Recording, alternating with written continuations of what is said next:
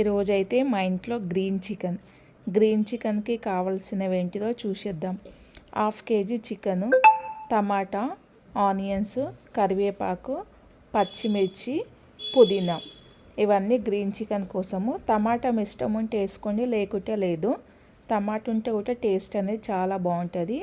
కారంకి సరిపడంత పచ్చిమిర్చి అనేది తీసుకోండి. ఇంకా పొయ్యి మీద అయితే కడాయి పెట్టేసుకున్నాను. కర్రీకి సరిపడంత ఆయిల్ అనేది వేసుకోండి. మీ ఇష్టము, మీకు ఎంత కావాలో అంత ఆయిల్ అనేది వేసుకోండి. ఆయిల్ వేడెక్కిన తర్వాత కొద్దిగంత కరివేపాకు, అలాగే ఆనియన్ కట్ చేసుకున్న ఆనియన్ కూడా మొత్తం వేసుకొని ఇవి మంచిగా దోరగా వేగనివ్వాలి.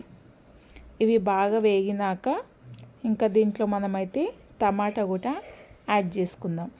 టమాటా వేసుకున్న తర్వాత టమాటా కూడా బాగా ఉడకనిద్దాం. టమాటా కూడా బాగా మగ్గింది కదా. ఇంకా మగ్గిన తర్వాత 1/2 kg చికెన్ అయితే మంచిగా కడిగేసుకొని పక్కనైతే పెట్టేసుకోవాలి. ఇంకా వాటర్ లేకుండా మంచిగా 2-3 సార్లు కడిగేసి పెట్టేసుకోండి. ఇంకా చికెన్ అయితే ఇంకా దీంట్లో వేసుకున్నాను. చికెన్ వేసుకున్న తర్వాత ఇది మంచిగా కలిపేసుకొని మూత పెట్టుకొని 10 నుంచి 15 నిమిషాలు ఉడకనివ్వాలి. ఫస్ట్ టైం నా వీడియో ఎవరు చూస్తున్నారో ప్లీజ్ లైక్ చేయండి, సబ్స్క్రైబ్ చేయండి, కామెంట్ చేయండి, సపోర్ట్ చేయండి. పక్కనున్న బెల్ బటన్ని నొక్కండి. నేను చేసే ప్రతి ఒక్క వీడియోస్ మీకు నోటిఫికేషన్ అనేది వస్తాయి. చూడండి, కర్రీ అనేది బాగా మంచిగా ఉడికింది కదా. దీంట్లో సరిపడంత పసుపు అనేది వేసుకుందాము. అలాగే ఉప్పు ఊట కొద్దిగంత సరిపడంత ఉప్పు అనేది వేసుకోండి.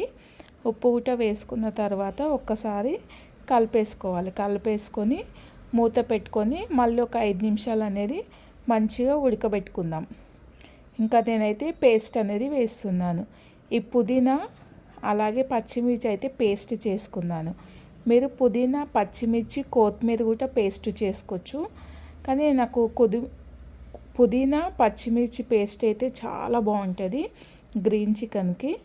ఇంకా ఈ పేస్ట్ దీంట్లో వేసుకొని ఒక్కసారి కలిపేసుకొని కొద్దిగంత వాటర్ పోసుకుందాం. మిక్సీ జారీలో మనకు ఎలాగో కింద అడుగున కొద్దిగా ఉంటుంది కాబట్టి పేస్ట్, ఇంకా పేస్ట్ అనేది మొత్తం కడిగేసుకొని కొంచెం వాటర్ యాడ్ చేసేసుకొని ఇంకా మొత్తం ఒక్కసారి కలుపుకుందాం. కలిపేసుకొని ఈ వాటర్ మొత్తం ఇంకేలోపు ఉడకబెట్టేసుకోండి. అసలు నేను గ్రీన్ చికెన్ అయితే సెకండ్ టైం అన్నమాట.